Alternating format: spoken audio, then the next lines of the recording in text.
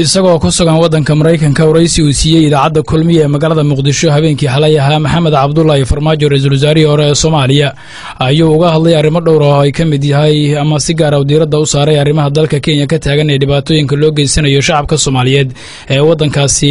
ku nool. Mr. Farmaajo ayaa waxa uu xusay in ay markaas saameyn weyn ku yeelanayso arrimaha ay sameynayaan ciidamada wadanka Kenya dawladda wadankaasi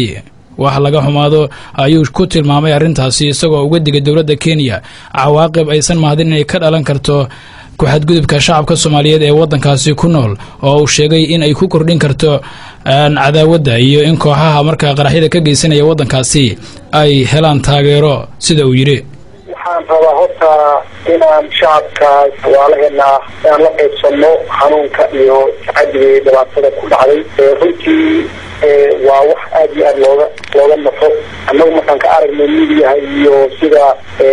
gabdhaha iyo caruurta loo saarayo baabuurtaas ciidamada leeyihiin kenyaatiga runtii waxay ahayd wax aad iyo aad maaragtay looga nafo oo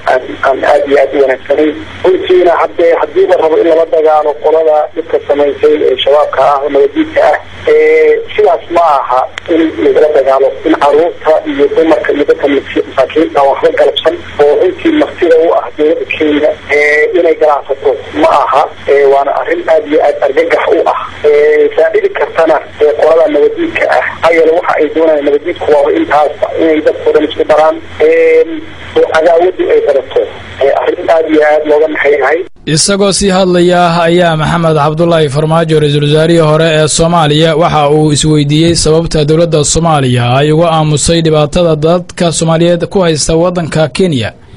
waa wadamo ay Kenya ka mid tahay isagoo aamusnaanta barbar dhigay safarkii madaxweynuhu ku tagay Nairobi oo halkaasi Soomaalidu ay ka mid tahay goobaha lagu dhibaateynayo isla markaana uu kulanka kula qaatay hoggaanka ugu sarreeya dawladda Kenya. waxaa aad iyo aad la yaab u ah waxa dawladda Soomaaliyeed ay uga aamusan tahay arrintan maxaa yeelay hadeeyada dibadda u ah shacabkaas iyadaas ay afhayeen u ah dibka lagu sameynayo marka waxa ay dawladda Soomaaliyeed aamusan tahay oo aysan uga hadlaynin aysan u sheegaynin dawladda Kenya inay caddigaas iyo dibkaas ay maxaan ku rahdaa ummadaas ugu hayo laga joojiyo runtii waa wax aad iyo aad loola yaabo. marka waxaan ku dooranayaa dawladda Soomaaliya arrintaas inay ka hadasho la hadasho dawladda Kenya si dadkaas meesha ku dhibaataysan dalkooda uga tegay nabad la'aanta in aanan dhibaato loogu geysan. magaalada Nairobi ee wadanka Kenya ayaa muddooyinkii ugu dambeeyay waxa ay noqotay meelaha ugu badan ee lagu dhibaateeyo shacabka Soomaaliyeed iyadoo xabsiyada wadankaasi ay buuxdhaafiyeen dad u badan haween iyo caruur Soomaaliyeed oo la sheegay in ciidamadu ay beegsadeen markii qaraxyo wadankaasi ay ka dhaceen. waxaana dawladda Kenya lagu dhaliilayaa in marka ay waxyaabaha ammaanka liddi ku ah wadankeeda ka dhacaan halka ugu fudud ee ay bartilmaameedsanayso ay noqotay shacabka Soomaaliyeed. mas'uuliyiinta Farmaajo